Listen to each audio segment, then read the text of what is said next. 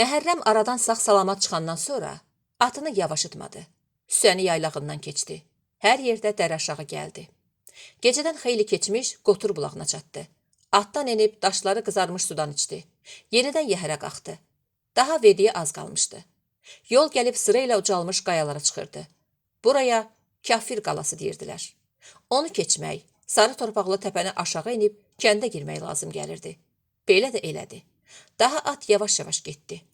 Qəbristanlığın içindən keçirdi. Kəhər qulaqlarını şəkləmişdi.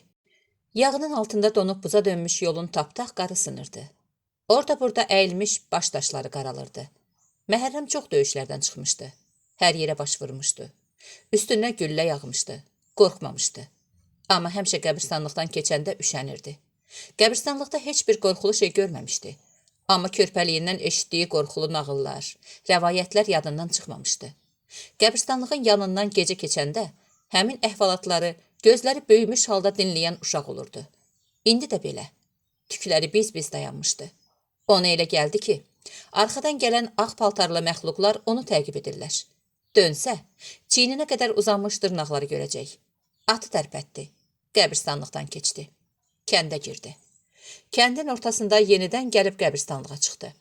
Bu qədim qəbristanlıq evlərlə əhatə olunmuşdu. Ona görə qorxulu deyildi. Məhərrəm buradakı baş daşlarına baxıb yuxarıdakılarla müqayisə elədi. Bunlar daha uca idi. Demək kəndi nə vaxtsa şahidi qalmamış bir zəmanədə salıblar. İrəvanın 2 mənzilliyindəki kəndlərin qəbristanlıqları özündən böyükdür. Ölülər yaşayanlardan çoxdur. Görəsən Abbasqulu bəylə Xəlili harda dəfn edəcəklər? Burada, yoxsa yuxarıda? Onu elə bir qəbristanlıqda bastırmaq lazımdır ki, gecələr keçəndə qorxsunlar. Onun özünü də qorxulu ruhların arasında hesab eləsinlər. Məhərrəmə elə gəldi ki, bayaqki ağ paltarlı məxluqlar içində Abbasqulu bəy də varmış. Yox, Abbasqulu bəy heç qəbristanlığa yaraşmır.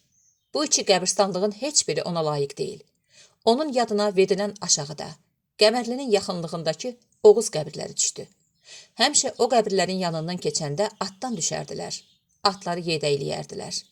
Qəbirləri addımla ölçənlər də olurdu. Heç bir təsəvvürə sığışmırdı. Bu boyda adam ola bilərdimi? Hələ kimsə çıxarmışdı ki, bu qəbirlərdə bastırılanlar Oğuz uşaqlarıdır. Hər dəfə buradan keçəndə Abbasqulu bəy deyərdi. İgidin qəddi qərəvəsi, boyu buxunu belə olar. Yoxsa bizim kimi, indiki igidlərin yüzünə dəyər. Heç elə demə, uzunluqla deyil, gərək qeyrəti də ola. Dədə Qorxudun dastanı bu Oğuzlardandır. Orada bunların igidliyindən yaxşı deyirlər. Məhərrəmin fikrinə birdən-birə gəldi. Abbasqulu bəyi, Xəlili Oğuzlarla yanaşı dəfn eləsinlər. İri qəbir düzəltsinlər.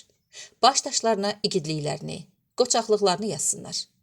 Atı sürüb çayın üstündəki taxta körpüdən keçdi. Abbasqulu bəyin evi burada, yaxında idi. Dəfələrlə gəlmişdi. Yolunu, yolağasına yaxşı bələd idi. Ona nə deyərlər? Nə cür qarşılayarlar? Qapıdan qovmazlar. Tutub hökumət adamlarına verməzlər. Yaxud Abbasqulu bəyin yaxın adamları tüfəng götürüb onu divara yamamazlar. Deməzlər ki, orada igidləri öldürməyiniz nədir? Gəlib göz yaşı axıtdığınız nə deməkdir? Üzrxahlıq eləyirsiniz. Bir gəlişlə bu qədər qanı yumaq fikrindəsiz. Qana qan lazımdır. Özü də bir qan yox. Abbasqulu bəyin əvəzinə 15-ini, 20-sini, bəlkə lap 100-ünü yan-yana döşəmək lazımdır. Nə olur olsun, gedəcəm. Soruşsalar deyəcəm ki, gəlmişəm baş sağlığı verməyə. Buna mən borcluyam. Orada nə qədər gözümün yaşını ürəyimə axıtmışamsa, məsələyə dəxli yoxdur. Onun ailəsinin yanına gəlməliydim. Elə başa düşməyin ki, mən günahlarımı yumaq məqsədi ilə bu hərəkəti eləmişəm. Yox, bunu ağlınıza gətirməyin, qəti.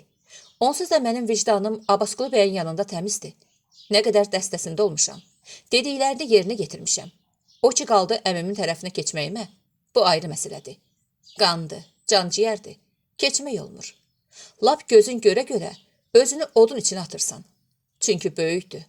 Arxasında durmasan da, deyəcək yediyin burnundan gəlsin. Nahaq yerə səni böyütdüm, çörək verdim. Nəysə, çətin işə düşmüşəm. Bu işin içindən çıxmaq çətindir. Çıxmaq olar. Ancaq sonra inanacaqlarmı? Hər ağızdan bir avaz gələcək. Hərə bir söz deyəcək. Darvazanın qabağında atdan düşdü. Elə burada evin küncündə iri dəmir bastırmışdılar ki, araba, mal, heyvan keçəndə divarın tininə sürtünüb onu uçurub tökməsin. Yüyəni həmin dəmirə bağladı. Qamçını çəkmənin boğazına dürtdü. Yeriyib darvazanın bala qapısını açdı. Həyətdə ocaq qalamışdılar. Samavarlara od salmışdılar. Lap başdakı otaqdan ağlaşma səsi gəlirdi və pəncərənin naxşa oxşayan barmaqları arasında arvadlar görünürdü. Həmişəki kimi pillələri tərəddüdsüz çıxdı. İçəri keçib adamlarla üz-üzə dayandı. Hamı təəccüblə ona baxdı. Pıçıltılar eşidildi. Başda oturub Quran oxuyan mollanın da avazı yarımçıq qaldı. Araqçın qoyduğu başını yuxarı qaldırdı. Məhərrəm, xeyir ola. Xeyir ola. Göyə bilmirlər. Məni tənəliyirlər. Məhərrəm çox dayanmadı. Divarın dibində, yerdə boş döşəkçə gördü və keçib oturdu. Bayaqki səs bir də eşidildi. Abbasqulu bəylə Xəlili sizin yanınıza əmanət göndərmişdik. Bilirəm. Mən də onların əvəzinə gəlmişəm. Onlar göndəriblər, yoxsa özün? Özüm. Kişilərə baş sağlığı verməyə. Elə bildi ki, üstündəki dağı götürüb atdı. Bundan sonra necə ağır söz olsa götürə biləcək. Onlar sizə baş sağlığına gəlməmişdilər axı. Ağılsızlıq eləməyin. Sonra əziyyətini çəkərsiniz. Şərt gələn barmaq acışmaz. Elçi günahsız olar. Nə günahları vardı onların? Ağır, samballı, öküz yıxan yumruq gücündə olan sözlər idi. Məhərrəm cavab versə, daha pis vəziyyətdə qalardı. Başını aşağı salıb sustu. Sən özün hardaydın? Geç çatdım. Vaxtında xəbər tuta bilməmişdim. Baş tərəfdə oturmuş arıq bir adam əlini dizinin kündəsinə verib qalxdı. Qapıya çatanda üzünü yuxarıdakılara tutub dedi. Dayı, məni dəli hesab eləməyin. Tüfəngi gətirib, onu burdaca. Adamların gözü qabağında divarı yamayacam. Qana qan deyiblər. Qana su deməyiblər. Məhərrəm yerindən qalxdı. Onun bərabərində dayandı. Mən bir qaşıq qandan qorxan deyiləm. Məni də buraya zorla göndərməyiblər. Özüm gəlmişəm. Ürəyim partlayırdı. Dözə bilmirdim. O kişinin mənim boynumda haqqı çoxdur. Yadımdan çıxara bilmirəm. Məni çəkib gətirən özgə şey deyil. Əgər mənim ölməyimlə o kişinin qanı yuyulacaqsa, mən hazıram. Hazır olarsan. Niyə olmursan? Bu vaxt içəri ahıl, qara sifətinə ağ saçları qəribə bir yaraşıq verən kişi girdi. Gəlib Məhərrəmin qabağında dayandı. Məndən incimə, deyə əlini onun döşünün üstünə qoydu. Çıx get. Mən ürəkdən inanıram ki, sənin taksirin yoxdur. Nazlı xanım deyir, gəlib baş sağlığı verib, sağ olsun. Amma getsin. Düşmənçilik düşmənçilikdir. Daha bu ocağa qan tökülməsin. Bəsdir. Abbasqulunun qanı bizi boğdu. Kişi özünü saxlaya bilməyib ağladı. Məhərrəmi də kövrətdi. Məhərrəmin çiyinləri qalxıb indi. Adamların gözləri qabağında ağladığını deyəsən bir neçə andan sonra başa düşdü. İri addımlarla qapıya getdi. Çıxdı. Atı bağladığı yerə çatdı. Ondan aralanmayan ağbaş kişiyə üzrxahlıq elədi. Sonra yəhərə qalxmaq istədi. Kişi onun əlindən tutub saxladı. Yüyəni atın ağzından çıxart. Biraz gəzək. Məhərrəm yüyəni açdı.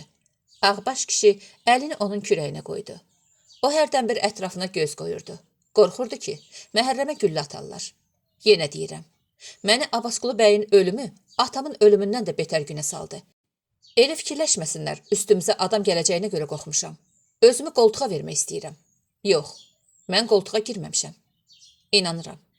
Düzü bilirsən nədir? Atı min sür. Sənin bura gəldiyini hökumət adamlarına salıq verən var. Sür, canını qurtar. Onsuz da nə desən, sənə inanmayacaqlar. Məhərrəm onun əlini sıxdı. Abbasqulu bəyin adamları məni öldürsələr də razı olardım. Gərək o tərəfə xəbər verməyəydilər. Özüm gedib təslim olardım. İndi ki belə oldu, hələlik. Bunu Abbasqulu bəyin qohumları eləməzlər. Onun nəslindən namərd çıxmaz. Ot həmişə köz kimi qalmır. Soyuyur, kül olur. Məhərrəm atı tərpətdi. Ağbaş kişi qayıtdı. Elə bu vaxt güllə səsi eşidildi. Yəqin ki, güllə Məhərrəmin başının üstündən keçib getmişdi. Çünki atın ayaqlarının səsi eyni ahənglə eşidilir, uzaqlaşırdı. Qəmlu atı dustaqlar saxlanan evin qabağında, keşikçinin yanında saxladı. Ağrı dağından sərt sazaq əsirdi, hava ağarırdı. Ədə, hələ ölməyibsən? Yox, şükür, sağ-salamatam. Hə, hazırlaş. Dustaqları çağır yığ bura. Güllələyəcəyik. Qoy görsünlər. Bilsinlər ki, biz heç kəsdən qorxub çəkinmirik. Keşikçi fikirləşdi. Qarı onu səhərə yaxın oyatmışdı. İsti evdə şaxtanın qabağına çıxmış. Dustaqlara yazığı gəlmişdi. İndi birdən-birə onların güllələnməsi məsələsi ortaya atıldı. Yəqin ki, çoxsu donub. Onları neyniyək? Ölməzlər. Bolşevikin canı bəkdi. Bu ara Vəli göründü. Oyananda pəncərədən onların qaraltısını görmüş, geyinib çıxmışdı. Ağzucu salam verdi. Qəmli onu gördü. Əyilib pıçıltı ilə soruşdu. Məhərrəmdən xəbər ətər yoxdur? Yox. Onda yığış gedirik. İşlər xarabdır. Keşiş dağına qalxırıq. Kərbəlayı da oradadır. Nə oldu? Niyə qaçırsınız? Onlar çoxdur. Tez ol. Sənin dalınca gəlmişəm. Mirə sən də götür. Sən hazırlaşana qədər mən buradakı işlərimi görüb qurtaracam. O getdiyi yerdən gərək insan meydi tapılıydı. Görən kimi deyeydilər. Qəmli o burada olub. Kotuz kəndinə də öz möhürünü vurmaq istəyirdi. Səsini başına atdı. Evlərin arasından atı bir-iki dəfə o tərəf bu tərəfə dəhmərlədi. Ay cəmaat, tamaşaya çıxın.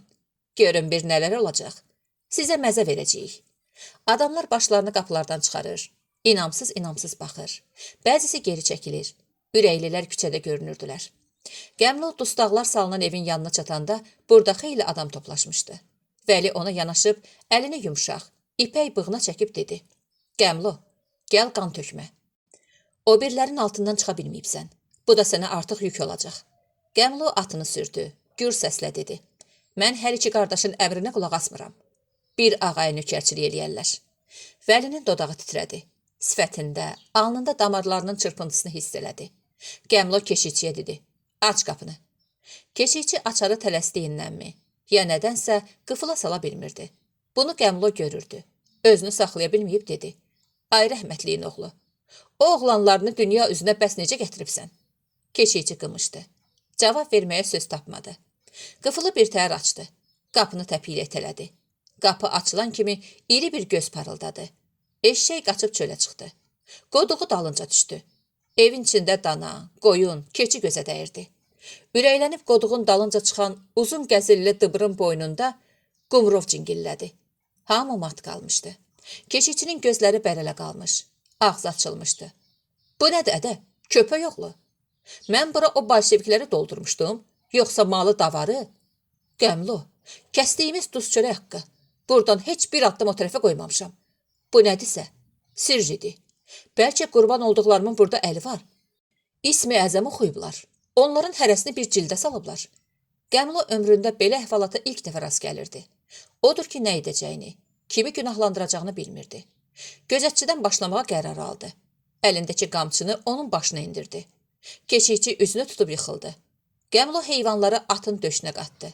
Tapancasını çəkib onları bir-bir vurmağa başladı.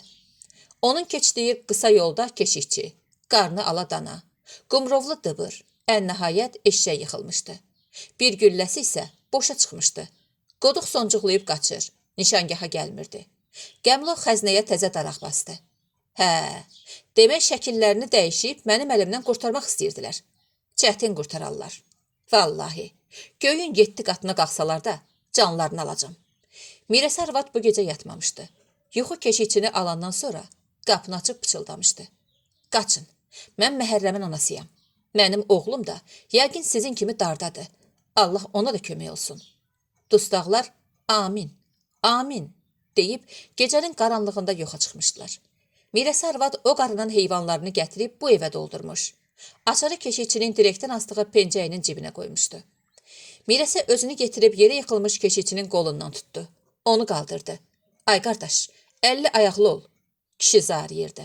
Mirəsi arvad, Qəmli qayıtsa işin xarab olacaq, dedi.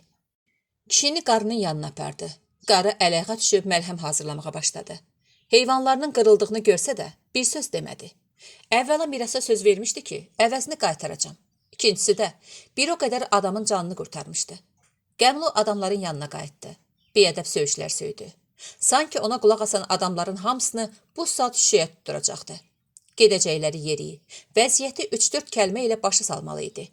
Hirsi soymadığından danışa bilmirdi. Nəhayət, nə ölü qoyun kimi üzümə baxırsınız, dedi. Kərbalaya ümid olmuşdunuz. Urus atlısının adını eşidəndə çarıxıb çarıxını başına keçirdib. İndi o deyil, keşiş dağındadır. Tərpənir yora. O sözünü qurtarmamış güllə dolu kimi yağdı. Atlar kişnədi. Kimsə qışqırdı, inildədi. At ayağı üzəngidə qalan adamın yanınca sürüyə-sürüyə dəriyə çatdı. Ancaq Qəmlonun nərəsi yenə də hamının səsindən güclü çıxdı. Qəmlo yəhərə yatdı. Qamçını kəhərin sağrısına necə çırpdısa, tüklərinin arasından qan süzülürdü. Atı çaya sarı çapdı. O taya keçəcəkdi. At duruxmadan tullandı. O taya düşəndə yəhəri boş qalmışdı. Ətrafında güllələr çovuyurdu. Azacıq çapıb dayandı. Qulaqlarını şəklədi. Güllə atılan tərəfə çapmaq istədi. Atışma kəsildi. Geri qayıtdı. Abbasqulu bəyin düşüb qalmış şapkasını tapıb imsilədi. Şıxəloğlu axşamdan bənd bərəni tutmuşdu. Məqam gözləyirdi. Mirəsə arvadın xilas etdiyi adamlar da onlara qoşulandan sonra arxayınlaşmışdı. Dəstə ətrafdakı qayalığa dolmuşdu. Oradakı keşikçiləri aradan götürmüşdülər. Ələsgər burada dağ keçisi adı aldı. Qayalara elə sakitcə dırmaşıb, oradakı adamları elə ustalıqla təksilah eləyirdi ki, daha buna özgə ad vermək mümkün değildi. Səhər açılanda isə Qəmlonun gəlməyi, heyvanları qırmağı, adamları bir yerə yıxmağı, Durbinin gözündə çox aydın, çox yaxın görünmüşdü. Baxan deyirdi, əlimi uzatsam, çatar. Amma tüfəngi tuşlayanda uzaqlaşmışdı. Nişangaha gəlməmişdi. Axırda Şıxəloğlu demişdi, hamı tüfəngi tuşlasın, birdən atsın. Hamı birdən nişan almış, hamı birdən atmışdı. Amma Qəmlo yenə aradan çıxdı. Bundan sonra kəndə girdilər. Ağ çıxalı Vəli qarın içinə yıxılmışdı. Papağı özündən aralı idi. Qar qızarmış, qan soyuyana qədər ərimişdi. Onun yanındakı adamlar bir atlının gəldiyini görüb kənara çəkildilər. İbrahim atdan düşdü. Ədə, bu kimin meytidir? Qəmlodur? Yox, deyə yaşlı, güclə yeriyən çəlikli, ağ sifət, qırmızı yanaq, qaşı, kipriyi, saçı saqqalı sarı kişi ona cavab verdi. Kərbəlayı İsmailin qardaşı Vəlidir. Yaxşı oğlan idi. Allah ona rəhmət eləsin. Lap böyük adammış. Gör nə nişan almışam ha. Uçan quşu gözündən vurmaq buna deyərlər. Kötuz alınmışdı. Şıxəloğlu qaçıb onlara qoşulan adamlara tüfəng gətirdi. Axtarıb Mirəsə arvadı tapdı. Bacı, sənə minnətdarlığımı bildirirəm. Bir belə adamın ailə üzvləri sənə borcludur. Çox sağ ol. Mirəsə onun sözlərinin əvəzində dedi. A qardaş, mən Məhərrəmin anasıyam. Onu tapsanız, öz dəstənizə qoşun. Şıxəloğlu əlini sol gözünün üstünə qoydu. Gözün var olsun. Allah bilir ki, onun ürəyi təmizdir. Düzdür. Şıxəloğlu qarıya da ürək-dirək verdi. Səni kalxoza götürərik. Heç bir şeysiz. Heyvan əziyyətindən canın qurtarar. Sonra atını sürdü. Dəstəsini dalınca çəkib Qarabağlara tərəf apardı. İbrahim atını çapıb özünü Şıxəloğluna çatdırdı. İcazə ver xəbər aparım. Yaxşı, get. Hər şey yerli yerində Əli Tağzadə yoldaşı çatdır. Baş üstə, deyə İbrahim sevincini gizlətmədi. Gedim Abbasqulu bəyin, Xəlilin evinə xəbər verim ki, düşmənlərin yuvasını dağıtdıq. Biraz toxtasınlar. Hə, get. Tez xəbər ver ki, kötuz alındı. Yoldan kənardakı qədim qəbristanlığın ortasında, dikin üstündə təzə günbəz tikmişdilər. Mavi rəng çəkmişdilər. Bulutsuz günlərdə göylə günbəzin rəngi seçilmirdi. Yadullanıb burada dəfn eləmişdilər. Kərbəlayı İsmail son ayaqda oğlunu ziyarət eləmək, ürəyini boşaltmaq üçün bu günbəzə döndü. Günbəzin qıfılının açarı Kərbəlayı İsmailin cibində olardı. Özü açardı. İndi günbəzi açıq gördü. Bir adam arxası qapıya oturub papiros çəkirdi. Bismillah, deyə Kərbəlayı İsmail səsini qaldırdı. Papiros çəkən döndü. Onu görüb ayağa qalxdı. Papirosu yerə atıb ayağı ilə əzdi və kişinin böyründən sivişib çıxmaq istədi. Dayan Məhərrəm. Eşitdim cidəmliyə. Mirəli ağanın yanına gedibsən? Yox, getməmişəm. Vediyə, baş sağlığına getmişdim. O da yaxşı işdi. İndi fikrin nədir? Mənimlə gedirsən? Hara? Vuruşmağa? Daha vuruşmaq yoxdur. Arazı keçirik. Qürbətə. Məhərrəm başını yırğaladı. Bir söz demədi. Uzaqlaşdı. Günbəzin içindən axan bulağın səsində insanı rahatlığa çağıran bir musiqi vardı. Kərbalay gəlib qəbrin yanındakı kötüyün üstündə oturdu. Cibindən şamları çıxarıb şamdanlara düzdü. Ciblərini axtardı. Nə kibrit, nə də çaxmaq qov tapa bildi. Mənim işığım elə yadullu ilə söndü, dedi və kövrəldi. Yanmamış şamlara baxdı. Oğul, sən günahsızsan. Qalsaydın günaha batardın. Təmizliyinə görə də heç kim sənə toxunmaz. Səni öz günahsızlığına tapşırıb gedirəm. Ya qismət, ya fələk. Bir də o dünyada sənin yanına gələndə görüşərik. Oğul, bizi heç kim eşitmir. Sirrimi sənin qəbrinə danışıram. Mən kişi kimi yaşamışam. Heç kəsə əyilməmişəm. Heç kəsə borclu qalmamışam. Heç kimdə də borc qoymamışam. Böyük bir hökumətlə döş-döşə gəldim. Niyə? Ona görə ki, məni ayaqlamaq istəyirdi. Bu yolda günahlar da işlətdim. Ona görə qorxuram, o dünyada məni sənin yanına qoymayalar. Kərbəlayı əyilib qəbrin torpağından bir ovuc götürdü. Yeri sərdiyi dəsmalın arasına töküb düyünlədi. Cibinə qoydu. Deyəcəm, mən öləndə qəbrimə töksünlər. Bəlkə onda yanıma baş çəkməyə gələsən, yadulla. Bir də ki, vətən torpağıdır. Qürbətdə lazım olar. Günbəzin təpəsindən içəriyə sanki ayrı bir dünyanın soyuq işığı süzülür. Baş daşını işıqlandırır. Üstündəki ərəb əlifbası ilə yazılmış yazıları oxuyurdu. Kərbəlayı əyilib daşdakı yazıları öpdü. Üzünü soyuq daşa sürtdü. Ürəyindən keçdi ki, Yadullanın özü də beləcə soyuyub. Qalxdı. Baş daşının arxasına içdi. Bir daş çıxartdı. Götürüb bir tərəfə qoydu. Ağzı bağlı, his basmış çuğun aftafanı götürdü. Ağzını açdı. Ağ və sarı parıltıları gördü. Özü ilə gətirdiyi süfrəyə bükdü. Torbaya qoydu. Bir neçə dəqiqə ayaq üstə dayanıb qəbrə baxdı. Əvvəl üzünü döndərdi. Sonra çevrildi. Qapıdan çıxdı. Qıfılladı. Açarı cibinə qoydu. Çıxardı. Qapının başından asdı. Yeridi. Amma qəbirstanlıqdan çıxmadı. Abbasqulu bəyin qəbrinin üstündə dayandı. Abbasqulu bəy, ömrüm boyu işlətdiyim günahların ən böyüyü sənin qətlinə razılıq verməyim olub. Onu Allah da bağışlasa, özüm bağışlamayacam. Qəbrim od tutacaq. Qürbətdə ölmək ağır işdir, böyük cəzadır. Bu cəzanı sənə görə almışam. Əmi, gedirsən? Bu Məhərrəmin səsi idi. Sən necə? Bu yerlərdə qalacam. Sizin hamınızın əvəzinə cavab verən bir adam lazımdır. Səni incidərlər. Eyb eləməz, deyə Məhərrəm yenə uzaqlaşdı. Kərbəlayı Məhərrəmə artıq heç bir söz demədi.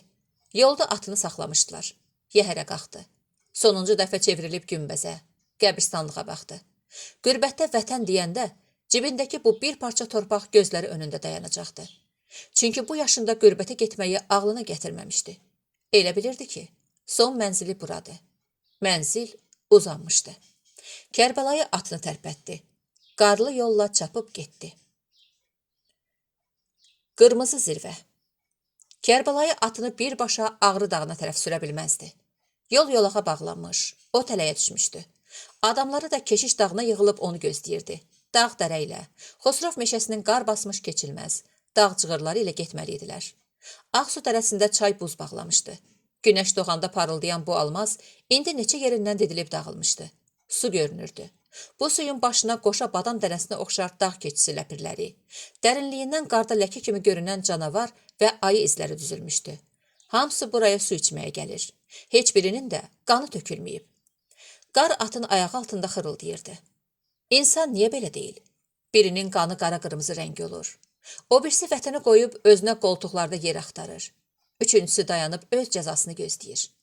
Görünür heyvanların hərəsinin su içməyə gəlmək vaxtları var. İnsana çörək müqəddəs olan kimi, onlara da su müqəddəsdir. İnsan çörəyi ayaqlaya bilir, bunu bacarır. Heyvanlar isə hələ öyrənməyiblər. At dar cığılla çətinliklə qalxırdı. Yol çayın yaxasına sığınmışdı. Ona yol da demək olmazdı. Araba getməyən yerə yol demək olardımı? Kərbəlayı uçurum kənarına çatanda atdan düşdü. Onunla gələn Rəsul da belə elədi. Xurcundan yaylıq çıxaran Rəsul əvvəl Kərbəlayının, sonra öz atının gözlərini bağladı. Onların yerinə insan olsa ürəyi partlayar. Qabaqdakından güllə gözləyər. At əhəmiyyət vermir. Kərbəlayı yüyəni əlinə yığışdırıb cığırla düşməyə başladı. Quru çarıqları sürüşmürdü. Sanki əlləri vardı. Daşda donmuş qayadan yapışıb qopmurdu. Həmin qayadan sızan su heç yerə axıb getməmişdi. Üst-üstə qalanmışdı. Ot kimi, qaya kimi. Axarı qalmamışdı. Donub bərkimiş ağ, qənddən, qardan, insan üzündən də ağ rəngə düşmüşdü. O sürüşkən ağdı, aldadıcıydı. İsti görən kimi suya dönəcəkdi. İndi isə qayalardan geri qalmırdı. Çoxusuna meydan oxuyurdu. Atlar da ehmallıca, üslubluca onların dalınca cığırla keçib gəlirdi. Gözlərini bağlamasaydılar, indi dərənin dibində idilər. Gözü görməyəndə isə addımını qaldırır, sahibinin dartdığı yerə qoyurdu. Kərbəlayının ağlına gəldi ki, mənim də gözümü beləcə bağlayıb aparsaydılar, Bu yollardan salamat çıxardım. Amma yıxılmağım, ölməyim cəhənnəmə. Yaxşı ki, məni özgəsinin yedəyinə bağlaya bilmədilər. Onda mənim bu dilsiz ağılsız heyvandan fərqim nə də olardı? Gözünü yum, ayağını at. Amma mən gözümü yummamış yerimişəm. Yolum gəlib qayaya dirənib, ağzım daşa söykənib, arxam vətənə dönüb. Daha ona söykənə bilmərəm. O olmayacaq. Özümü didərgin salmışam. Özüm yıxılmışam. Nahaq yerə kövrəlirəm. Dünyada yollar çoxdur. Birini tutub gəzəcəyəm. Hara çıxar, çıxar. Bundan sonra da yedəyə girəsi deyiləm. Arxada qayadan daş düşdü. Rəsulun atı hürkdü, büdrədi. Ayağı qaya sinəsindəki cığırdan ayrıldı. Sahibi cilovu buraxdı. Qarnı ala at ayaqlarını oynada-oynada uçurumun dibinə düşdü. Rəsul atın dalınca xeyli baxdı. Kərbəlayı da bunu gördü. Onlar yolun çətin yerini keçib qurtardılar. Palıd kötüyündən atılmış körpünü atladılar. Yol yaxınlaşdı. Kərbəlayı yəhərə qalxdı. Rəsul piyada gəlirdi. Kərbəlayı, heç olmasa atın alığını alaydım. İngilis yəhəri batdı. Onu heç olmasa götürərdim. Bəri gəl, vaxt çox keçib. Rəsul söz qaytara bilərdi. Yəhərin itib batması Kərbəlayı üçün bu dəqiqə ən əhəmiyyətsiz bir işdir. Arvadı, oğlu, qardaşının arvadı oradakı sığınacaqdadır. Onları bir tərəfə çıxarmaq lazımdır. Yəhər olmasın, çul olsun. At tapandan sonra Rəsul piyada qalmaz. Həm də o uçuruma yəhər dalınca düşənin də gərək ağlı yerində olmasın. Onlar ləngiyə bilməzlər. Bir saat hamısı üçün qiymətlidir. 2 mənzillik yolun biri kəndlərin arasından, açıq, çılpaq dağların döşündən keçir. Qabaqlarına dəstə çıxardarlar. Bu arıq, quru, çəlimsiz Şixəloğlunun dəstəsi onları izləyib axırlarına çıxa bilər. Amma deyəsən ləngiyəcəklər. Vəlinin arvadı işləri körləyib. Hamıdan qabaq Alı Əliyev yetirdi. Qəmlunun hansı tərəfə getdiyini görmüşdü. Atı çapıb kötuzdan çıxanda Abbasqulu bəyin atını yarğandan səyirtmişdi. İndi odur.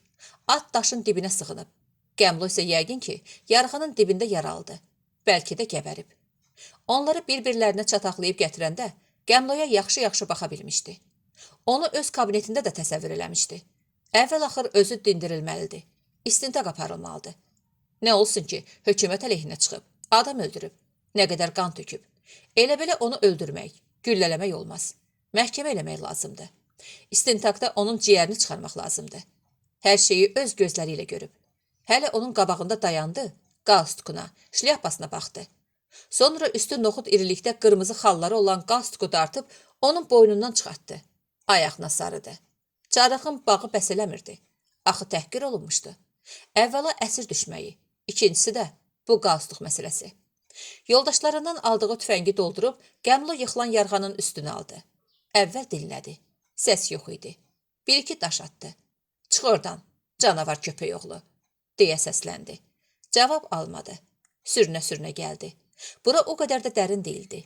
Yumşaq torpağı su yuyub aparmamışdı. Torpaq çökmüş, qobu əmələ gəlmiş, içərisinə çoxlu qard olmuşdu. Daşın dibindən aşağı baxdı. Qəmlu nə gəzirdi. Sürünüb yaxındakı dərəyə keçmişdi. Alı izi tutub getdi. İz qayalıqda yoxa çıxırdı. Qarı çarıqları ilə kötan kimi yarmışdı. Bir yerdə iz qurtarırdı. Burada bir adam üzü üstə yıxılmış. Qar qızarmışdı. Küləyinin arasında bıçaq sapı qaralırdı. Alı onu çevirib baxdı. Axşam onların keşiyini çəkən kişi idi. Vuran kimi ölmüşdü. Meydin yanında çoxlu at izi yan-yana düzülmüşdü. Sonra isə bu izlər təkləşib uzaqlaşmışdı. O həmin dəqiqə nəticə çıxartdı. Qəmlu demək bu adamı öldürüb. Atını minib aradan çıxıb. Bəlkə gecə maymalıq elədiyinə görə vurub. Yox, ata görə. Can şirin şeydi. Hamı öz canının hayında idi. Qaçıb qurtarmaq üçün hər şey eləyərdi. Alı Qəmlu onu izləməyin əhəmiyyətsizliyini başa düşüb, dərəni keçib özünü Abbasqulu bəyin atına çatdırdı. Onu vediyə aparmaq, evinin qabağına bağlamaq fikrinə düşdü. At tutuq vermədi. O gəldikcə başını döndərir, fırlanır, dal ayaqlarını ona çevirirdi. O boyda kişidən yadigar bir at qalıb. Onu arvadı Gönçə xanıma aparmaq həm acıydı, həm də yox, yüngüllüyü yoxdu.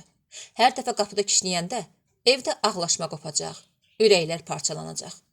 Elə biləcəklər sahibini çağırır, təkliyindən dəryaz qoparır. Onu burada qurtquşa yem kimi qoymaq da nakişlik, namərdlik olar. Gör dünyanın işlərinə bir bax.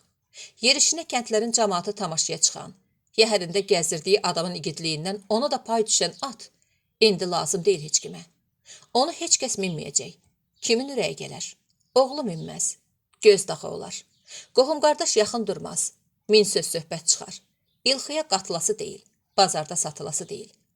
Əvvəla ilki kolxozundur. Onu qatsan, bir ildən sonra furqona, kötana qoşarlar. Bazara çəksən, əvvəla heç kim ona yaxın durmaz. İkincisi, böyük ləyaqətsizlik olar. Üçüncüsü də, tanımayan adam almaq istəsə, gücü çatmaz. O atın pulunu kim xərcləyər?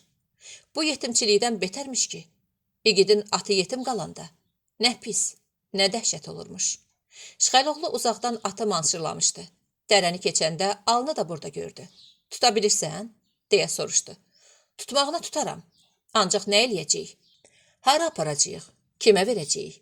Şıxəloğlu da atın sonra necə olacağı barəsində bir an fikirləşdi. Ancaq əlacları nə idi? Tutmalı, aparmalıydılar. Bəridən gəl görək. Alı baxa-baxa biraz getdi. Sonra əyildi.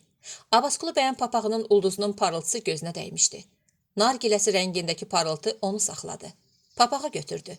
İsmail, bura bax. Kişinindi.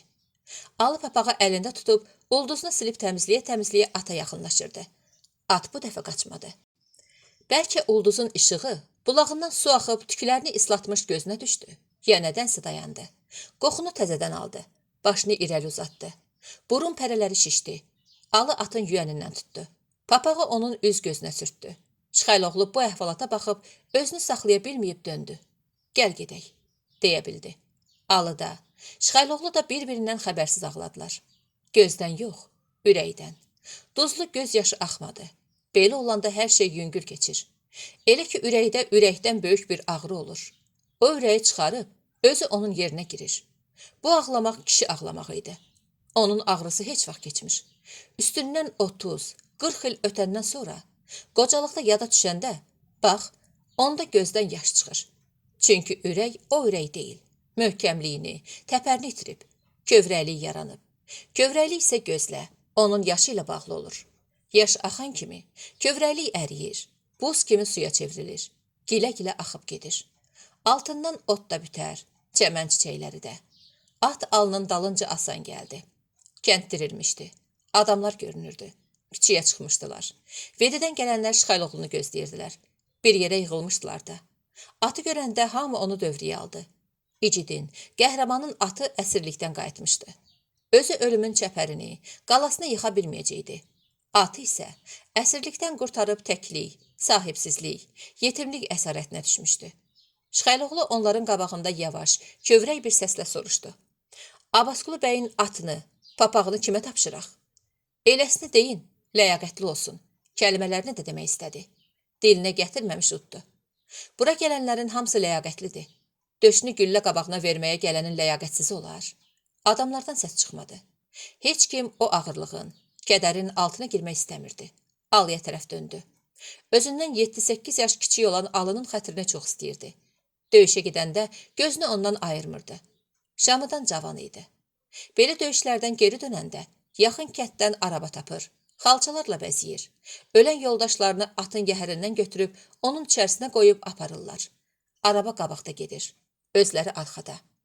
Tüfənglərinin üzü aşağı çevrilir. Gözlər arabanın cırıldayan təkərlərinin izinə zillənir. Arabanı qabaqda görəndə anabacılar pişvaza, saç yolmağa, kişi ölümünə yas tutmağa, ağı deyib dağdaş ağlatmağa çıxırlar. Həlak olan yaşlı, oğul uşaq böyütmüş, gün dövran sürmüş olanda adamların gözünün içinə baxmaq olur.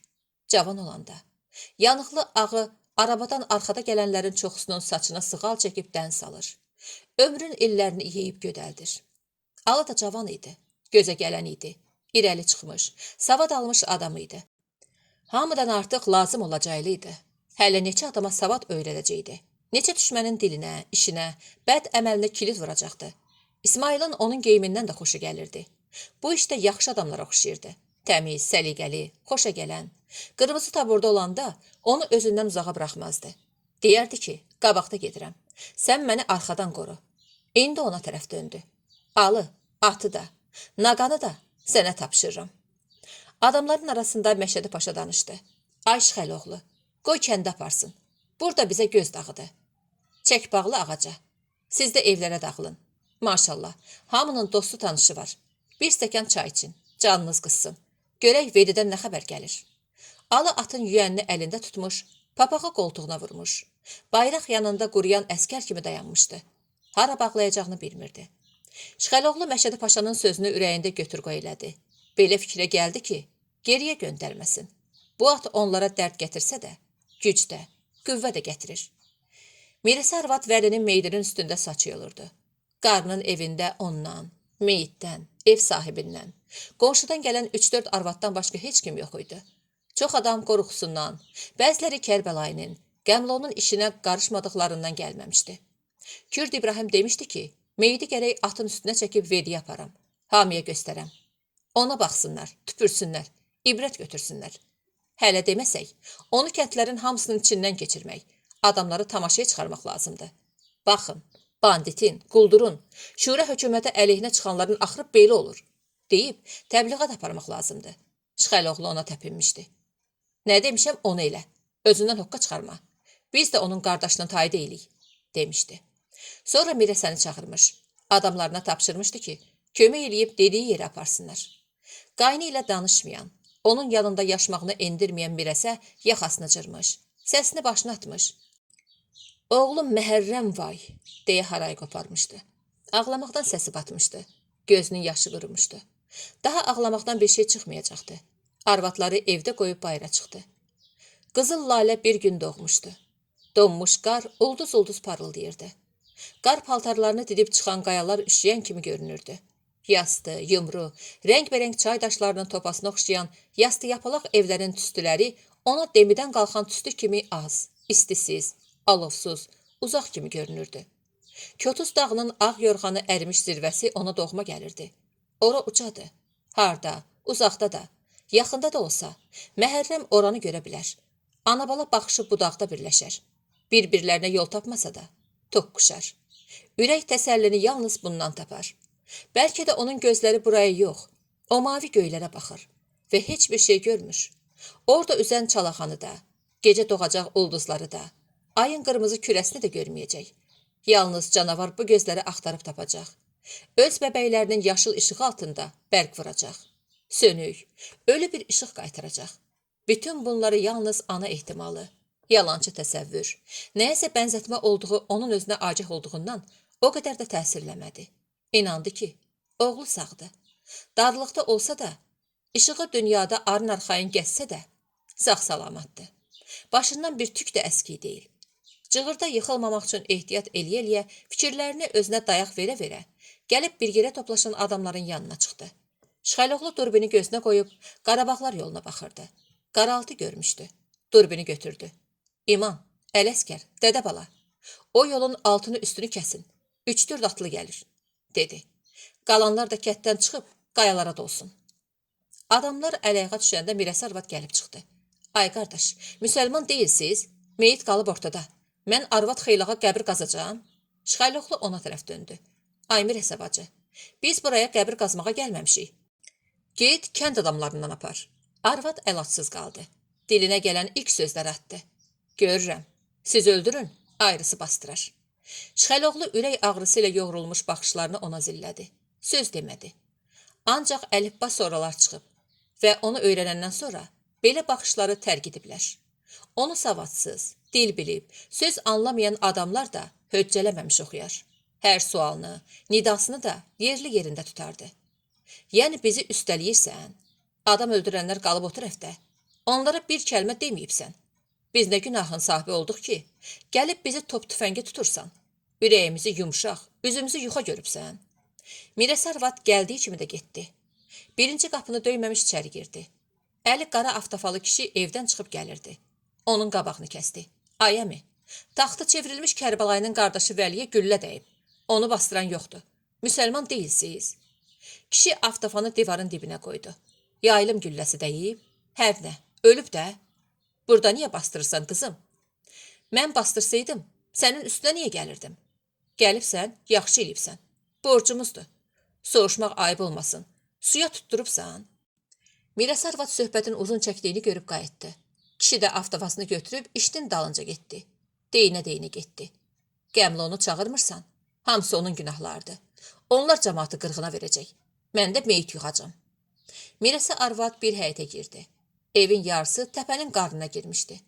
Təpənin üstünə sanki qəslə qoyulmuş qaya şapqanın günlüyü kimi qabağa çıxmışdı. Pəyənin açıq qapısından buğ çıxırdı. İçəridə qoyun öskürür, inək böyürürdü.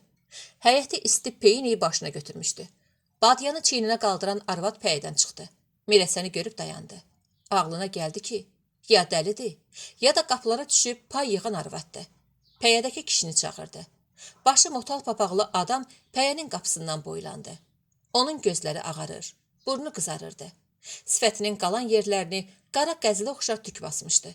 Çıx bu qapıdan, deyə qışqırdı. Yabanı əlində qaldırıb həyətə çıxdı. Mən Kərbəlayı İsmailin qardaş arvadıyam, Mirəsiyəm. Gözüm aydın. Öz tifaqını dağıdıb, indi mən qalmışam. Allah vursun ondan gələn xeyri də, şəri də. Arvad badyanı daşın üstünə qoyub Mirəsiyə yaxınlaşmışdı. Kişi başının üstünə qaldırdığı yabanı indirdi. Mirəsənin başına yox. Badyadan südü içən pişiyin belinə. O da tutmadı. Badya diyirləndi. Süd yerə, qarın buzun üstünə calandı. Hara axdığı da bilinmədi. Səni kör qalasan, aybil arvad. Gör badyanı hara qoyub. Kərbəlayıdan kim xeyir görüb indiyə kimi. Yabanın sapı ilə arvadın böyrünə bir dürtmə vurdu. O ağrıdan çöktü. Bir xeyli nəfəsi çıxmadı. Nə qədər çalışdısa, əlləşdisə də, nə nəfəs ala, nə də nəfəs verə bildi.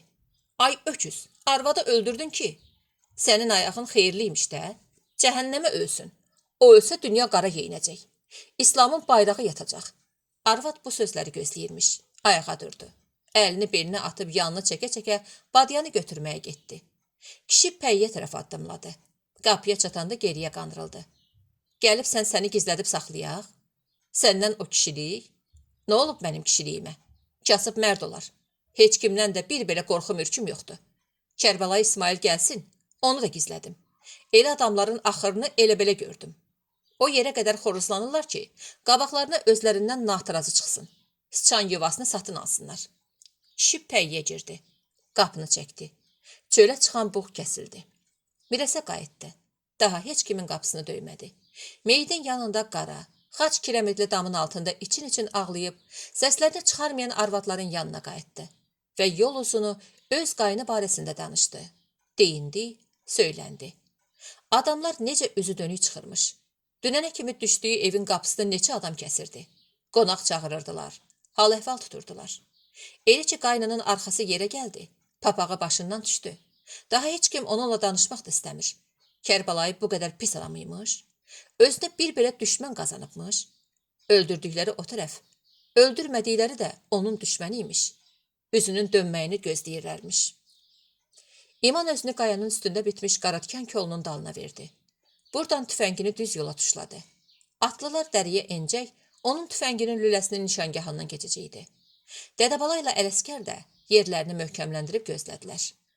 Atlıların görünməyə çox çəkdi. Ürək eləməmişdilər, yənətsə ləngidilər.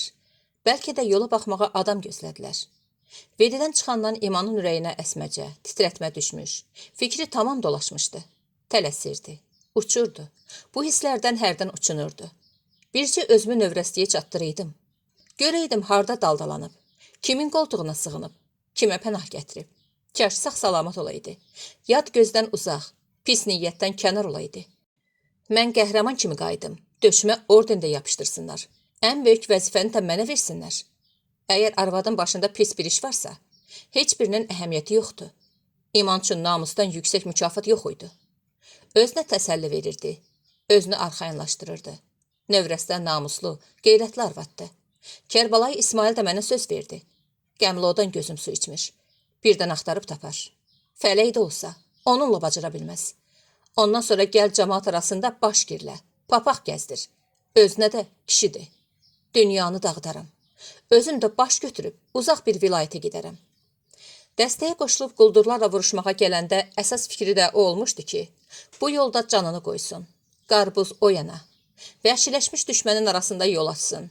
Yerin altında da olsa, növrəstəni axtarıb tapsın. Dünyanı düzəltsələr, növrəstə özü üzə çıxacaq. Gəlib İmanı tapacaq. Qayadan bəyləri atanda İman Zülfüqarın maymaqlığından istifadə edib qarda kəndlərə yaxın düşə bilməmişdi.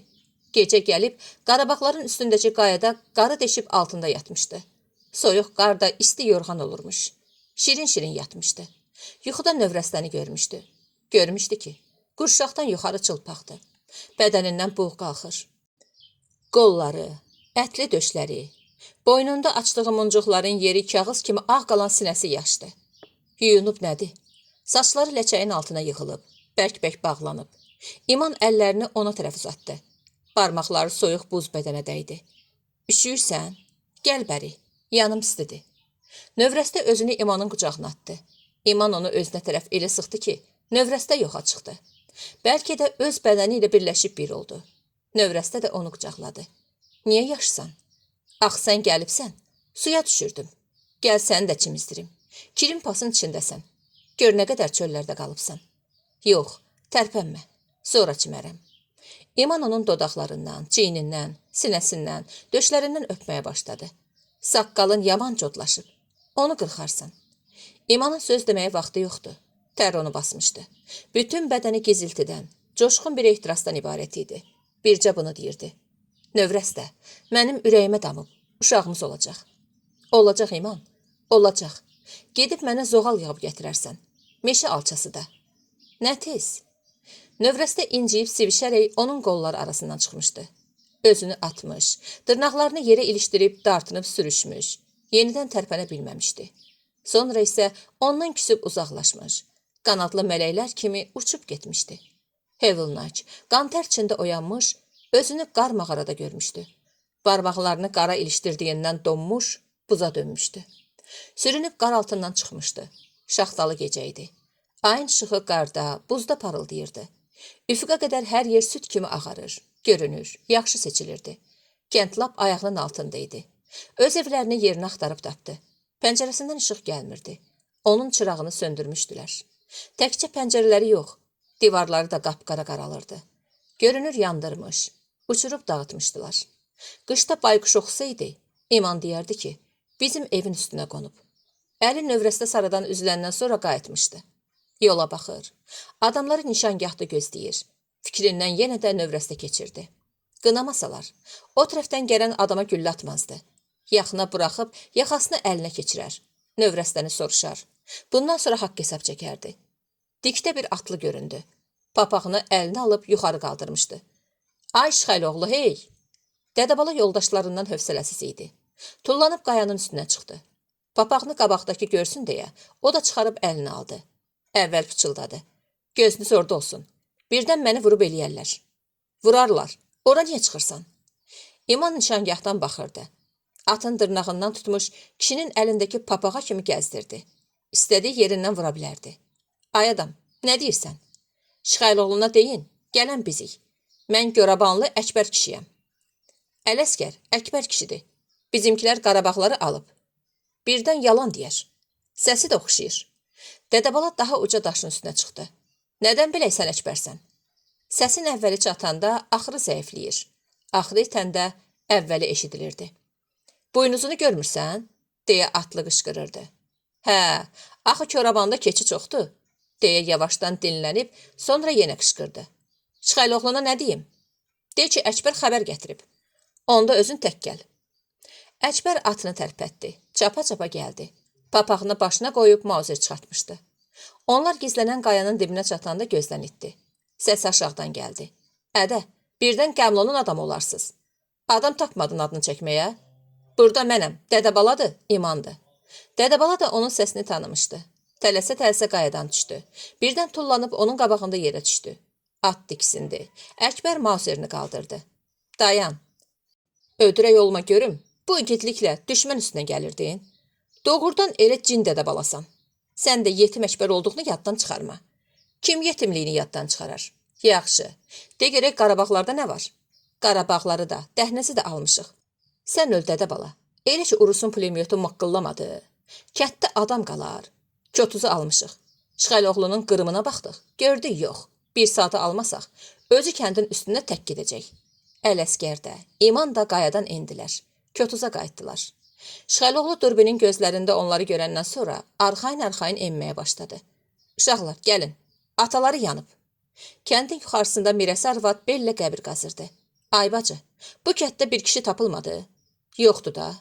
Bu qədər kişinin içində bir kişisi yoxdur. Məşəd Paşa, sən yaxşısan.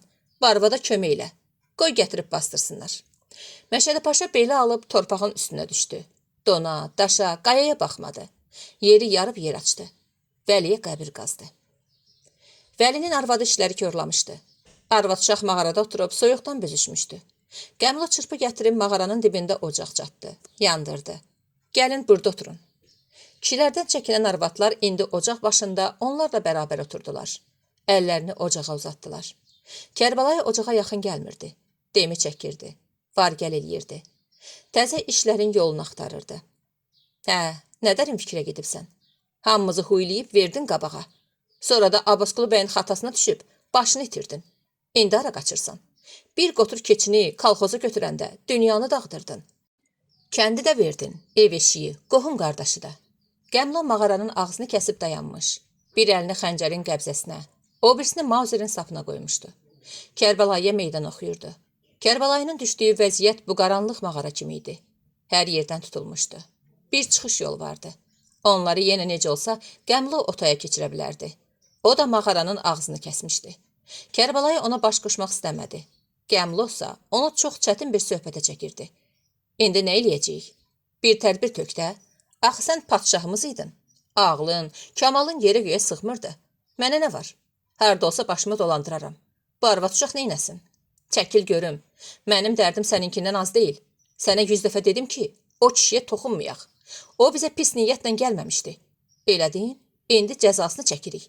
Nahaq qan tökmək belə daha. Deyəsən yenə mənim boynuma qoyursan. Daha mən o sənin əlinə baxan Qəmlo deyiləm ha. Mən Abbasqulu bəyi öldürmüşəm. Ona heç bir hökumətin gücü çatmamışdı. Mən onun haqqını çəkdim. Göndərdim o dünyaya. Bu hər oğlun işi deyil. Başa düşürsən? Kərbəlayı mağaranın ağzında dayanıb qarlı dağlara baxırdı. Niyə başa düşmürəm? Səni tanımayana lənət. Qəmlo xəncərini endirib yavaş-yavaş ona yaxınlaşdı. Kərbəlayı birdən-birə dönüb onun qabağında dayandı. Qəmlo tüfəngdən, topdan ürkən, qaydan deyildi. Bircə dərin, zəhimli gözlərdən qorxurdu. Yavaşca xəncərini qınına saldı. Lənət səni kör şeytan. Çəkilib mağaranın qaranlığına getdi. Abbasqulu bəy necə ağıllı adam imiş. Dedi də, 100 dəfə dedi ki, Kərbəlayı, çox namus deyirsən. Sabah öz arvad uşağının, qohum əqrabanın namusu əldən gedər. Arvadların yaylığı at dırnağının altında dedilər. Gör kimi arxayın oldum, Qəmlonun vəhşiliyinə. Yaxşı deyiblər ki, canavarı nə qədər əhliləşdirsən, yenə canavardır. Sənə ziyan vurmamış, əl çəkməyəcək. Yeriyib onun yanına gəldi. Qəmlo, indi də səni mən tutub saxlayıram. Tonqal çırta-çırtla yanırdı. Ardıc alışmışdı, sönmək bilmirdi. Bir tərəfdə dağ keçisini soyurdular. Ocağın tüstüsü mağaranın tavanına dəyib qayıdır. Adamların gözünə dolurdu. Ona görə çoxsu aşağı oturmuşdu ki, acı tüstüdən yaxalarını qurtarsınlar. Daha mən lazım olmaram da. Nəyinə lazımam ki? Dünyanın gici, ağılsızı, dəlisi Qəmlodur. Həmişə sənə nökərçilik elədim. Özümə bir gün ağlamadım. Sən nə qədər yesən, varındır. Mənimkilər o deyil. Dağın başında dişlərinin kirini sorurlar. Görünür Qəmlonun ağa yanındakı nökər mütiliyi bundan artıq hərəkət eləməyə imkan vermirdi. Sən Allah, məni xatiyə salma. Qoy görək başımıza nə oyun gələcək. Kərbəlayı ocağın başında oturdu. Bundan artıq söhbəti qatılaşdırmaq istəmirdi. Bir çöp götürüb odu eşməyə başladı. Bu Qəmlonun gözündən yayınmadı. Demək mənim ölümümə fitva verir. Kimin mənə gücü çatar? Bu qulaq kəsir Rəsulun, ya Kərbəlayının əffəl, əzvay, qardaşının, burnunun suyunu yığışdıra bilməyən qardaşı oğlu Əsədullanın, yoxsa lap axır günlərdə gəlib Kərbalaya qoşulmuş Kürt Nəbonun. Vallah, onların hamısını su kimi içərəm. Yox, hərif dolaşıb. Özünə yol axtarır. Kərbalaya doğrudan yol axtarırdı. Vəli gəlib çıxmamışdı. Mirəssədən, Məhərrəmdən xəbər ətər yoxdur. Qırmızıların əlinə keçiblər. İndi onlardan heyif çıxırlar. Kişilər dözər, arvadın günahı nədir? Bu beyqeyrət Qəmlo da Mirəsəni kotuzda atıb canını götürüb qaçır. Mənim yanımda şişələnməyidir. Vedidən 5-10 qotur adam gəlib. Onların cavabını verə bilməyib. Doğrudan axı bunun harası igiddi. Həmişə Allahsız adamları öldürüb. Gülləni də daş dalından atıb. Silahlı, ürəkli adamlarla üz-üzə gələndə bir iş görə bilmir. Vəli mənim belimi qıracaq. Heç mənim işimə qarışmadı. Bu günaha əlin batırmadı. İndi onu mənim əvəzimdən çarmıxa çəkəcəklər. Kimdir haqqı ayıran? Bədbəxtin arvadı da bir tərəfdən. Kərbəlayının arvadı hərəkətdən çıxanda demişdi ki, gəlinin işi ağırdı. 2-3 günə zahı yatacaq. Onun nə aparmaq olar, nə dağdaşda o azad ola bilməz. Necə eləmək olar? Gəlini kimin yanına aparmaq? Hansı kətdə qoymaq olar ki, orada rahatlansın, azad olsun? Heç bir kəndə ümid eləmirdi.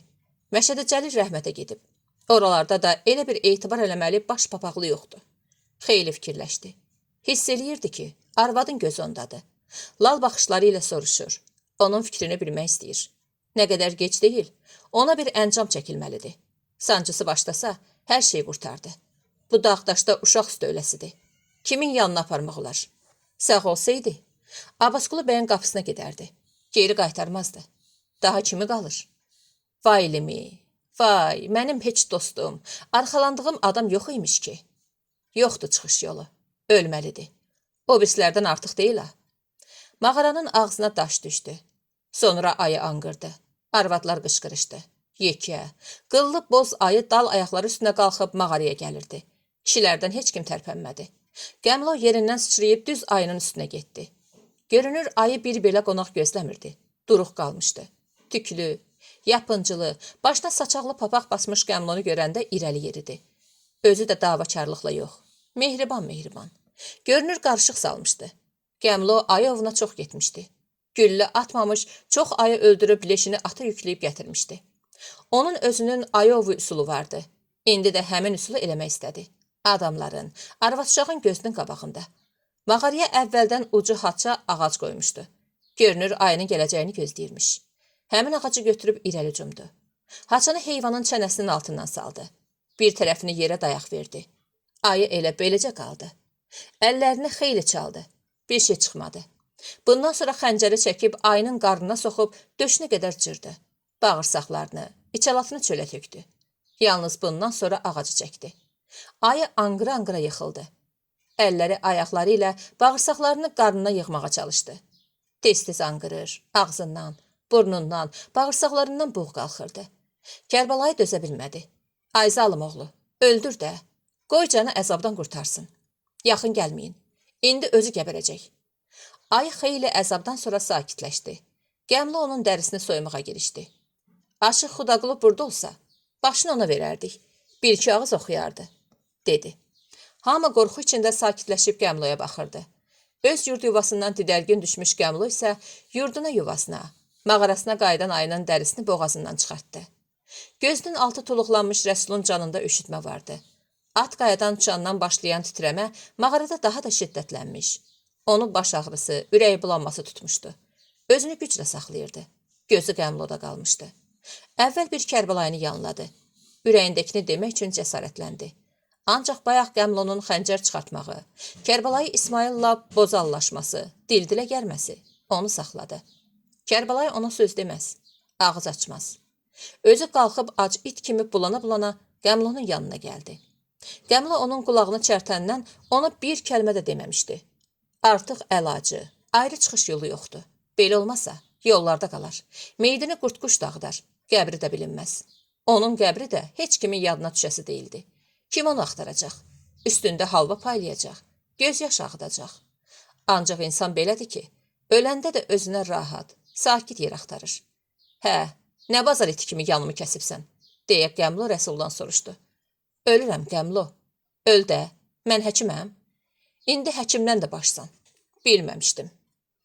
Bil, o ayının dərisini bir saatlığa ver mənə, isti-isti onun dərisinə düşüm. Qəmlo öldürən ayının dərisinə düşərsən də, niyə düşmürsən ki? Get, alnına dua yazdır. Rəsul kör peşman qayıdıb ocağın başında oturdu. Alnından soyuq tər axırdı. Qəmlo isə dərini gətirib ocağın başına atdı. Ocağın işığı ölmüş gözlərdə parıldayırdı. Qəmlo özünü dərinin üstünə yıxdı. Dirsəyini də ayının başına söykədi. Öz qələbəsini, igidliyini, fərasətini nümayiş elətdirir. Mağaradakıların gözünə soxurdu. Mən Abbasqulu bəy öldürəndə, Mirəsənin gədəsi Məhərrəm ağladı. İndi burada olsaydı, yenə gözünün suyunu axıdardı. Kərbəlayı onun sözünü yarımçıq kəsdi. De görək arada necə çıxacaq? Qəmlo ona tərəf çevrildi. Başçımız, padşahımız sənsən. Özündə tədbirini tök. Usuboğlunun nəslini qıranda mənə elə yaxşı yol göstərirdin ki, indi nə olub? Usuboğlu, deyə Kərbəlayı fikrə getdi. Usuboğlu. Onlar qan düşməni idi. Kərbəlayıda Gərqəb dedikləri Qaraqayadan aşağıda, Çimən kəndinin baş yuxarı məhəlləsində olurdu. Onunla Usuboğlunun evi arasından dağ çayı axırdı. Babalarından başlayan düşmənçilik oğullara, nəvələrə keçmiş. Onlar bu qatı qan düşmənçiliyinin hardan başlandığını da arayıb axtarmamışdılar. Neçə cavan adam getmişdi, neçə şivan qiyamət qopmuşdu. Həmişə sonuncu ölümü yadlarında saxlayar, onun intiqamını alardılar. Səhər-səhər heyvanı hər iki həyətdən suvarmağa gətirər. Arvadlar oradan su götürər, paltar yuyar, bir-birinə salam kamal da verərdilər. Amma bir saatdan sonra kənddən yuxarıda, boz dağların, iri qayaların arasında atışma düşərdi. Axşam hansı qapıya meyit gəlir gəlsin fərqi yoxdur. Həyətdən həyətə güllə atmaz, çay onların hirsini soyudan əsas vasitə olardı. Qəmlonun bu sözündən sonra Kərbəlayının ağlına belə bir dəhşətli fikir gəldi. Bəlkə gəlinimi Usuboğlunun qapısına aparım. Düşməndir, amma möhkəm adamdır. Xeyli fikirləşdi, götür-qoy elədi. Özünü Usuboğlunun yerinə qoyub güzəşdə getdi. Onun gəlinini qəbul elədi. Sonra ondan intiqam almaq üçün onu Qəmloya tapşırmaq istədi. Amma kişiliyin üstündən keçə bilmədi. Qayıdıb arvadını yanına çağırdı. Qulağına pıçıldadı. Get gəlinin ələyağını sazla. Sonra da hamıya dedi. Ələyaq eləyin, tərpənirik. Rəsul ələyaq eləyə bilmədi. İmkanı, gücü qüvvəsi yox idi. Təkcə Qəmlonun mağaranın ağzında qoyduğu ayının cəmdəyindən, keçi boynuzundan qartmaqlı sapı olan bıçağı ilə bir-iki tikə kəsdi. Kimsə onun başı üstündə dayanıb soruşdu. Belə aclığa düşübsən? Orada çörək də var, qovurma da. Başını qaldırmadığından kim olduğunu da bilmədi. Üstünə sağlıq. Ölürəm. Acından? Yox. Ayı piyini götürmüşəm dərman üçün. Həmin adam ayının cəmdəyini sürüyüb dağdan aşağı atdı. Rəsul piyi əskiyə büküb cibinə qoydu. Bıçağını qatlayıb qayşındakı dəmir ilgəyə keçirtdi. Ocağın başına qalxanda adamlar qalxır. Şeylərini yığışdırırdılar. Kərbəlayı onun halını gördü. Nə olub? Qırışığın açılmır. Hə, üstünə sağlıq. Bir kefləmişəm. Siz gedin. Mən daldan gəlib çataram. Nə? Deyə Qəmlo qışqırdı. Getmirsən? Bizə kələk gəlirsən? Keçəl suya getməz. Kim bizim dəstədən ayrılmaq istəsə, özünü ölmüş bilsin. Ölürəm də. Qəbir qazanım yoxdur. Gedirsən, onda yanımda bir adam qoy. Ağlım başıma gələndə bir yerdə tərpənərik. Yox bir, sənə adam da qoşacam. Çox böyük təbərriksən. Kərbəlayı Qəmlonu qabağına salıb apardı. O da bir söz demədi. Görünür, Rəsulun gözünün içinin saraldığını görmüşdü. Atları aşağıda, taladakı kənddə qoymuşdular. Ensiz dağ cığırı ilə çətinliklə düşürdülər. Qəmlo qabağa düşüb onlara yol açırdı. Kərbəlayı gəlinin bir qolundan, arvada o birisindən tutmuşdular. Sanki onları bu müsibətdən, ağrı acıdan qurtarsa, təkcə gəlinin bətnində son günlər daha artıq dəcəlliyə başlamış körpə qurtara bilərdi. Gəlin bu dəqiqələrdə də onun təpiklərinin ağrısına dözürdü. Ay işığında kəndin içində, qayaların üstünə süfrə kimi sərilmiş qar mavi bir rənglə parıldayırdı. Alçaq evlərin, qayaların kölgələri də tünd göy rəngdə idi. Kənddən kənarda canavar ayaqlarının altında donmuş qarın xışıltısı eşidilirdi. Bir it ağzını göyə açıb canavar kimi uluyurdu. Mirəsi arvad yatmışdı. Xurcun tayı irilikdə pəncərədən çölə baxır. İtin səsini eşidir, fikirləşirdi. Kənddə belə it uluyanda Əzrail gəlir. Hər gecə Əzrail kəndin üstündə dolanır. Girməyə qapı, almağa can axtarır. Heç kəs onu görə bilmir. Gəlişini bilsələr, qabağına duz çörəklə çıxarlar. O da Allah yaradanlardandır. Duz çörəyi ayaqlamaz. Heç kimin canını alıb aparmaz. Gözə görünmür. Onun hərlənməyini, fürsət gözlədiyini təkcə itlər görür. Hiss eləyirdi. Uluyub ona yalvarırdılar ki, bizim sahibimizə dəymə. Ac qalarıq, dönüb küçə iti olarıq. Çörək ovsanata düşməyi də budur. İtə çörək verib saxlamaq heç vaxt batmır. Kəndin kənarında canavar bölüyü hərlənirdi. Heyvan iynə, qan qoxusuna gəlmişdi. Qəmlonun atdan vurub saldığı adamın düşdüyü yerdə mırıldaşdılar. Əllərinə bir şey keçmədi. Meyti bastırmışdılar. Kəndin bütün itləri səs-səsə verdi. Canavarların gəlişini duymuşdular. Kürsünün kənarında oturub, cecimi dizlərinə çəkmiş qarı gözlərini açıb tərpəndi. Bayaqdan başını qabağa getmiş dəriyə söykəmişdi. Yuxarıdan asılan hisli çıraq onun burnunun kölgəsini döşünə qədər uzatmışdı. İt hürməsinin artdığını eşidib oyandı. Kəndə canavar gəlir. Bizi ki aparmayacaq. Aparsaydı canımız bir təfəlik qurtarardı. Qəmli odan da kəm fürsət olmayacaq ki. Canavar pis niyyət heyvandı. İnsan qanını görən kimi, dişinə adam əti dəyən kimi qudurur. Nəfsi qaya çapır. Əndirənik buralara gələndə də belə olmuşdu. Gecələr kənddən əl çəkmirdilər. Mal heyvan qalmışdı o tərəfdə. Adam aparırdılar. Bu qədər kişi hər axşam pusurdu. Nə qədər güllə atırdılar. Birini vura bilmirdilər. Quduz, adamcıl canavara tüfəng açılmır. Mənim bacım qızını aparmışdı. Mirəsə gəlib kürsünün başında oturdu. Daladalı gəldiyindən pəncərədən görünən mavi gecə mənzərəsi kiçildi. Uzaqlaşdı. Divarda xurcun tayı boyda qaldı. Xala, sən adamcıl canavarı görübsən? Yox. Onun üstündən 3-4 il keçəndən sonra bura bir arvad gəlmişdi. Fala baxırdı. Zəhəmli bir arvad idi. Saçları üz-gözünə tökülmüşdü. Sifətinə saqqal çıxmışdı. Elə baxırdı. Deyirdim, bəs canavardı. Mənim yanımda qaldı. Bir axşam beləcə oturmuşdu. Buradan dirəyə söykənmişdi. Elə xoruldadı. Tüklərim biz-biz oldu. Mirəsə, bunu oyatdım. Dedim, qorxuram. Elə xoruldama. Dedi, qorxma. Daha tərgizmişəm. Dedim, nəyi? Dedi, canavarlığı. Sonra özü başladı. Dedi, Allahdan gizlin deyil, bəndədən nə gizli. Cavan gəlin idim. Bir gecə məni çağırdılar. Çıxdım, gördüm qaraqura şeylər. Üşənmədim. Yeridim. Başıma bir xırxa saldılar. Gördüm canavar libasındayam. Qoşulmuşam bölüyə. O vaxt bu kəndə gəlmişəm. Filan evin üstündən anasının qucağından balasını oğurlayıb aparmışam. 3 il bu minvalla dolandım. Səhərə yaxın qayıdırdım. Xırxanı boğazından çıxarıb buxarda gizlədirdim. Gedirdim evə. Kişi məni izləyirmiş. Axırda bir gün çıxmaq istəyəndə gördüm xırxa yoxdur. Ərim həyətin ortasında çörçöp yığıb. Məni görən kimi ocağa od vurdu. Elə bil mənə dedilər, xırxan yanır. Qalxdım göyə, düşdüm yerə. Özümü atdım ocağın içinə. Xırxa keçdi əlimə, götürdüm. Bu da əlimin yanığı. Ərim bel sapı ilə məni yarımcan olana kimi döydü. Xırxanı aldı. Məni ağaca sarıyıb xırxanı gözümün qabağında yandırdı. Xırxa necə yanırmış. Qışqırıram, saçımı yoluram, üz gözümü cırıram. Yanıb qurtarandan sonra ölü kimi düşürəm. 3 gün, 3 gecə yatıram. Aylanda elə bildim anadan təzə olmuşam. O gündən xatabala səndən uzaq olsun. Canım qurtardı. Mirəs arvadın başının tükləri biz-biz dayanmışdı. Bədənindən soyuq giziltilər keçirdi. O həm istəyirdi bu söhbət uzansın, həm də tez qurtarsın. Arvad sözünü qurtarandan sonra xeyli sustu. Mirəsənin dinib danışmadığını görüb, cecimin üstündən corabı götürüb, yivləri tez-tez oynatmağa, corabı hörməyə başladı. Təndirin istisi Mirəsənin ayaqlarını qızdırdıqdan sonra gizilti də keçdi. O soruşdu. O arvad necə oldu? Həmin gecə evdə yata bilmədim. Getdim qonşuya. Səhər qayıtdım. Arvad getmişdi. Tabaqdakı çörəkləri də yığıb aparmışdı. Heç nəyə əl vurmamışdı. Dedim can onun, cəhənnəm tanrının. Ondan bir şey öyrənməmişəm. Hərdən dadımıza çatır. Kəndin sürüsündən, qoyundan keçidən təndə canavarların ağzını bağlayıram. Səhər gedib salamat tapırlar. Mirəsə gülümsədi. Yadına gülməli bir əhvalat düşmüşdü. Amma bu gülüş də çox kədərli çıxdı. Göz yaşları arasından özünə yol aça bildiyinə görə deməli güclü gülüşüymüş. Canavar ağzı bağlamağa mən inanıram. Ancaq o hamının işi deyil. Bizim Qarabağlarda bir lele səməndər var idi. Bir dəfə meşədə 2 qoyun itmişdi. Gəldilər bunun yanına canavarın ağzını bağlasın.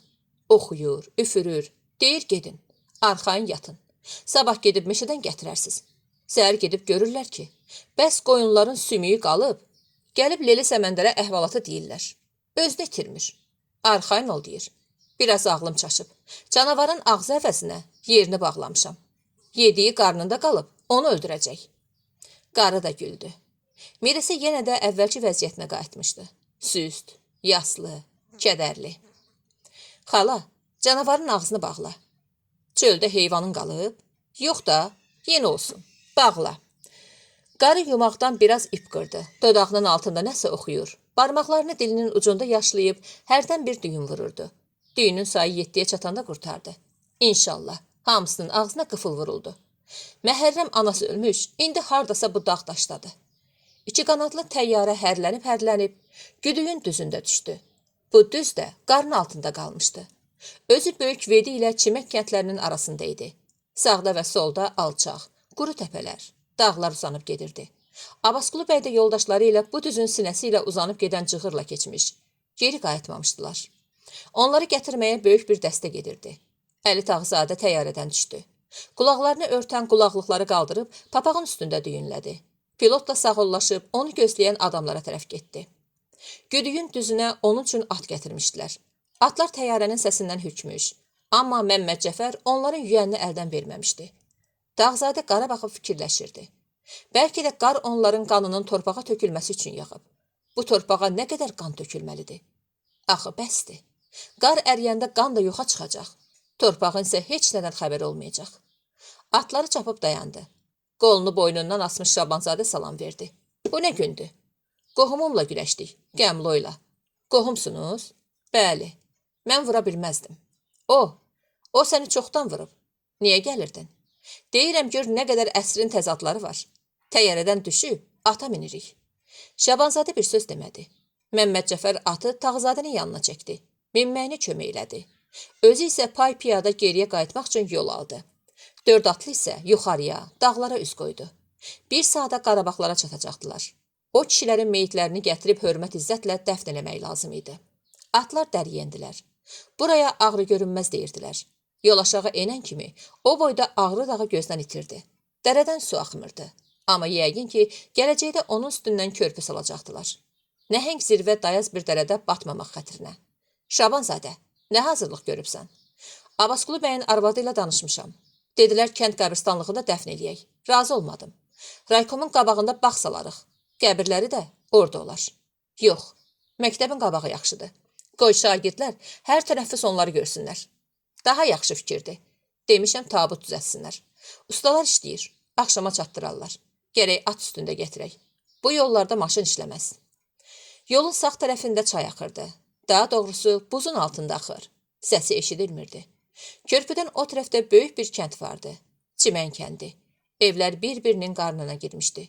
Bəlkə üşüyürdülər. O bacadan qalxan tüstü də demidən qalxır. Ot tayaları göm-göy görünürdü. Bənövşəyə rəngə çalan göy. Kəndə dönmədilər. Düz keçdilər. Axın-axın adam Qarabağlara üst tutmuşdu. Eşidən iş gücünü qoyub gəlirdi. Qulağıma bir şayə çatıb. Sən eşitməmsən? Nə? Məktub məsələsi. Güya Vedidən Kərbalaya bir vəzifəli adam məktub yazıb. Yazıb ki, Abbasqulu bəyi öldürməsəniz, işiniz düz gətirməyəcək. Eşitməmişəm. Mənə Talıbov xəbər verdi. Dedi, izinə düşmüşəm. Tapşırdım, arayıb axtarsın. Şabanzadə bu məsələni çox götür-qoy elədi. Kim olar o böyük adam? Bəlkə mənəm. Talıbov həmişə qurdalayıb bir böcük başı çıxardır. Özünə iş axtarır. Amma bu söhbətdə ağlabatan cəhət var. Abbasqulu bəy silah götürməməkdə özünə arxain idi.